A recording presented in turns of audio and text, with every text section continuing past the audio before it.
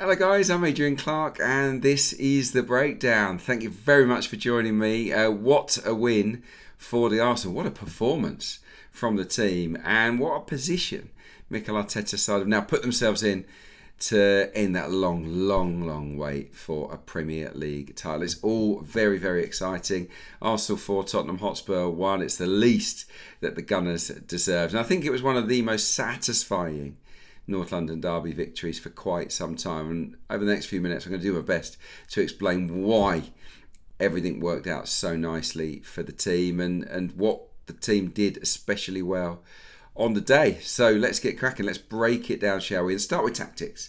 And for me, the most important tactical element of this game was Arsenal's shape because it wasn't normal.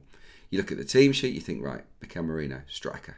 Eberechi as a number 10. Okay, if he's not number 10, he's the right-sided 8, depending which way Mikel Arteta wants to do it. And that isn't what happened, which I find fascinating. For me, Arsenal played with twin false nines, which is unusual. It's not something we do very often. They had a back 3, a back 5, and our answer to that was to say, actually, we're not going to put anyone next to you. Those 3 guys are going to kind of be redundant and we're going to play 2 players in between the lines. And it worked beautifully. Eberechi, of course, gets himself a hat-trick, the first in the Premier League era in the North London derby. Quite amazing. We'll get to all that. So let's start with 1 or 2 clips or freeze frames from the game. Here's the first one. And it's a simple one. It's just a build-up phase for Arsenal. And you'll see the Tottenham back line and the Tottenham midfield. And Eza just to the left of centre, Merino to the right. And those are the positions that they occupied. As a matter of course, in between the lines, say, in that corridor of space. Let's flip it on a few seconds. Those 2 players have kind of switched positions and I've highlighted the 3 centre-halves with the circle there. They're redundant. They don't know what to do. They really don't know what to do. Do they jump out and go and man mark an Eza or a Merino? Do they, both of them, 2 of the 3 go out and do that? Does the centre midfielders have to get goal side and look after them? But they don't want to do that because they want to go and engage with Rice and Zubimendi. So we're asking questions of them by playing in these positions between the lines. And it caused a lot of indecision and confusion, I think, in Thomas Frank's side. I want to show you an example of in the build-up to the goal, actually. And this is how it worked perfectly, playing with those 2 false 9s. Here circled, you've got Mickey van der Ven. He is centre half, of course, left side centre back, and he's jumped out and followed Declan Rice into midfield. Bad idea. He just got a little bit bored, I think, and he didn't affect the game at all. Rice wasn't involved in it, and we play through him, Saka into Timber, and then you see Eza and Merino, not up front, not standing next to the centre-backs, but staying 10 yards off them so that they're in space. And that was the key to our success all day. Particularly go down the right, drag people across and then play it in field. Here, it goes into Timber, he plays it in field to Mikel Merino. And this is what happens next, of course. They're not reset, they're ragged because Mickey van der Ven sprinting back. They're all over the place. Danso's ball watching. Jed Spence can't be bothered to track Trossard's run, even though you can see right along the line. Doggy's deeper than everybody else. It's a mess. And Trossard sees the little space, makes the angled run, and Merino puts it on a plate. It's a brilliant pass, a brilliant run, and a fantastic goal. And of course, the irony is Van der Ven scrambling back to get inside his box. The ball comes off him and goes into the bottom corner. We'd already seen, of course, Eza get on the ball in and around the D, hadn't we, in those kind of zones with a little scoopy pass, not that Merino type scoopy pass, but one with even more sort of flair, wasn't it, for Declan Rice inside 2 minutes. But before we get to that bit, I want to show you how the move started, because it started with the guy who finished the move. It's Declan Rice, who sets the tone, as he so often does. It's a simple throw-in down the left-hand side, and bang, he goes and engages with the Tottenham player. He wins it. It goes to Mikel Merino. He sets it for Trossard, and we are away. And Declan Rice makes his way outfield, and the move progresses down the right. Now we flip it on now. It comes down the right. We've got Timber flying down on the overlap, dragging players with him. Saka's attracted 2 players to him, one of which is a central midfielder. The other central midfielder's on his way to try and help out. The 3 centre-halves, crucially, aren't jumping out. They're staying in position. They don't want to go out and engage with Eberechi, and that is a mistake. So it comes into Eze, and then he does that lovely little scoopy pass, doesn't he, for Declan Rice, and we're unlucky not to score. In terms of Eze's positioning, I said he was higher, more central than usual. Let's look at his chalkboard here, and it shows it very, very clearly. Look at all those shots in and around the D. That's his domain. He's a lot of joy there this season with efforts on goal, and in this game he was absolutely dynamite, wasn't he? Hits the ball so crisply, Eberechi Eze. But look at all those other touches. Central, high.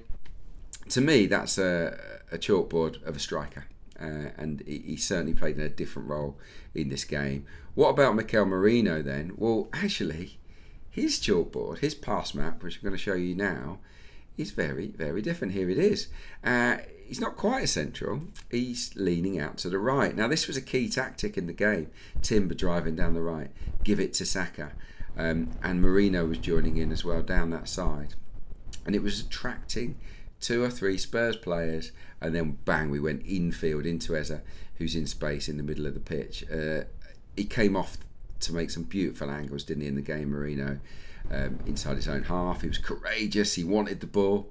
Give it to me, and he looked after it, linked it, and moved. And I just thought he played the role of the false nine absolutely superbly in the game, and kind of sacrificed himself at times. But fascinating that he came right and Eze didn't. And that was really, really key element. Just one more chalkboard I want to show you, and that's Merino's defensive map. It's interesting because he wins 5 out of 5 tackles on the day. You know, did ever so well at regaining the ball for Arsenal, and he did it inside his own half. He came back, did a few bits inside our own half, and got the team going again. It's a terrific performance from him. Right, key moments. Let's look at Eze's first goal now. Surprise, surprise, it involved Adrian Timber. He was driving forward at will and coming infield, wasn't he, to great effect. You know, 2 or 3 big passes in the game where he knocks it inside to a teammate, and we end up causing massive problems from it. Here he goes on the underlap. You'll see that on the freeze frame here. We've dragged a centre-back across, away from the middle. Van der Ven's got tight to Saka. He's run off Udogie, the left wing-back. And he's in, and he puts the ball into the box during Timber. It's cleared by Danso, and this is the key moment for me.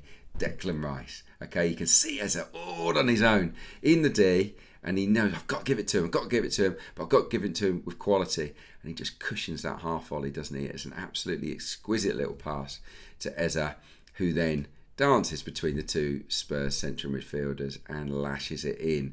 In terms of that goal, some people say it was controversial. At the time, I was a little bit worried when I saw the replay of the Arsenal player standing in an offside position. But for me, my initial take in commentary was that the Spurs players were the ones blocking the line of sight of Vicario. And when you see this freeze frame here, I think you'll agree with me. You see there in the blue, there's that corridor of Vicario's vision, and it's the 2 Spurs defenders going to Eze that block his view. The Arsenal players actually aren't in his way, and it's a great strike, great goal, and Eberechi Eze gets his dream moment. But that fairy tale just grows and grows, doesn't it? The longer the game goes on. Let's look at his second goal. It starts actually from a throw-in. At the start of the second half, we're just messing around with the ball on the touchline, and then there's a great touch, a lovely little touch from Adrian Timber that takes the ball inside, and everything opens up. Now at this point, Christian Romero, the centre half, has got Eze. He's sort of 2 or 3 yards away on the edge of the box. He's his man, and then Declan Rice drags him to a place he doesn't want to go. Here it is. Here's the run. He makes a run that causes chaos. I'm always going on about it. Make runs that drag defenders out of position, and that's what Rice does here. He drives into the box, and Romero goes with him. Now the pass doesn't come off from Timber. It ricochets back to him off the Spurs defender, and that leaves Eze in all sorts of space in and around the D, and we all know what happened next. If we actually look at the shot from Eze, Romero recovers. He gets across really quickly from tracking Rice, but he doesn't get there quite quickly enough, and Eze just got that room to bend it left-footed into the corner. Now, if Rice doesn't make that run, Eze isn't free. So again, Declan making a contribution that's kind of unselfish through, of course he wanted the pass from Timber, but really just by making that, something else has happened for the team, and that's really, really important in any football match.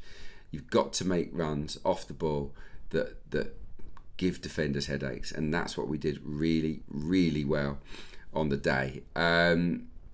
I don't think you need me to talk about Richarlison's goal, give you any deep dive analysis. That I think we all know Zubimendi should play the pass earlier. He takes the extra touch, gets caught by Paulinho. It's a brilliant chip, isn't it, from Richarlison? So look, it's a mistake. They get back in the game, but they're not in the game, are they? Spurs, they're not at the same level as Arsenal, and we go and rub salt into the wounds with the hat-trick goal, don't we? And it actually starts with Hincapié on his full Premier League debut. Bang! Heads a clearance. They go long. He heads it with conviction. Rice flicks it on to Merino, holds off Christian Romero, plays in Trossard, and then we're in. Because Spurs have got too many players ahead of the ball and they are stretched. It's brilliant from Merino and from Trossard. Let's pick it up when Trossard gets the ball, and I mean, look at this. He's attracted 3 Spurs players towards him. Eza's free, Saka's free. It has to be a goal, and it's a lovely pass from Trossard. And this is my favourite still, I think, of the entire season in terms of my breakdown YouTube videos.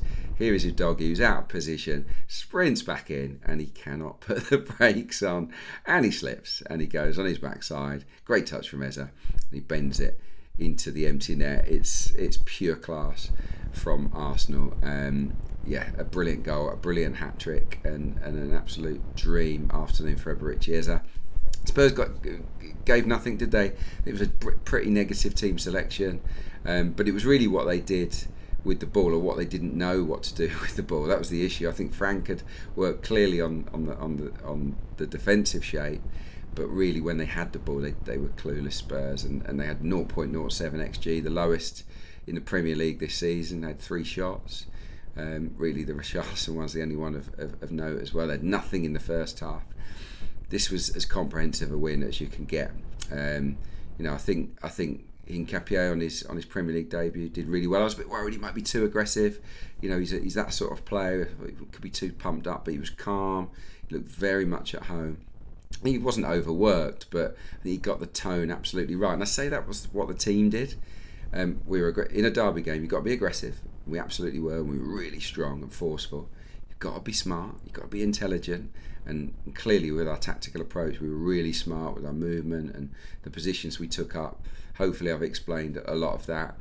Dragging people down the right in order to create space on the inside. And we were really skillful. Our touch, our choices, our passes, our shots, they were all high technical level, weren't they? And even on the running side of things, when it was 8.6k, Arsenal ran further than Spurs. Now you could run all the way to the Tottenham Hotspur Stadium and get part of the way back, probably get back to at least past 7-6, maybe back to Finsbury Park. For that 8.6 kilometres, it's quite remarkable how much further Arsenal ran on the day. Absolutely nuts. So brilliant performance. Are they going to be excellent player ratings? I think you know the answer to that. Let's go through them bit by bit. I think David Raya obviously didn't have much to do, did he? I'm going to give him a 7. Distribution was fine. Nothing he could do about the chip from Richarlison. Absolutely brilliant.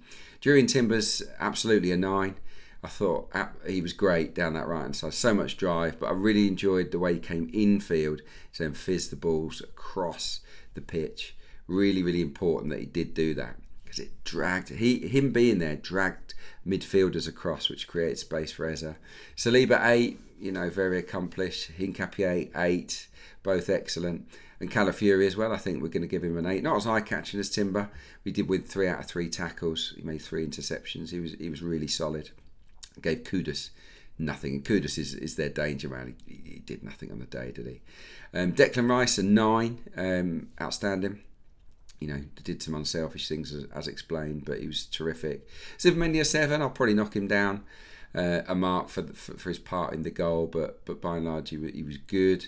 Saka 9. Every time he got the ball, he was dangerous. He occupied 2 players. He was terrific down that right hand side. Really positive. Looked confident. Trossard a 9. Same down the left. I mean, the guy is nailed on starter now, isn't he? He's undroppable at the moment, Leandro Trossard. So skillful, so technical, so quick in his thinking. And in those key moments, he stays really, really calm. It was a top performance from Leandro Trossard. Mikel Merino, I think he's second only to Eze, actually. I think he was absolutely outstanding. He played the false nine role how I'd like it to be played. Did his bit with the ball and without the ball. Excellent from him. And that pass for Trossard's goal was a beauty, wasn't it? And that just leaves Eberechi Eze. He's got to be the same number that he wears on the back of his shirt, hasn't he? He's got to be a 10 out of 10 performance. Hat-trick, could have been 4 or 5 goals for him. Some beautiful pieces of skill and creativity. He was unplayable. He made Spurs regret not signing him in the summer. It was the perfect narrative for him and for Arsenal. And I absolutely adore watching this boy play football. He is so unique in the way he goes about his work. And this was a near flawless performance. You know, the subs that will get 7s, not many came on for long, but it was great, wasn't it, to see Noni Madueke back in action. He was really positive, a couple of good dribbles from him as well. So look, it was a great day for the Arsenal. I love the tifo at the start, the fireworks, the really great atmosphere. The fans played their part, they sung their hearts out. It was awesome to be there.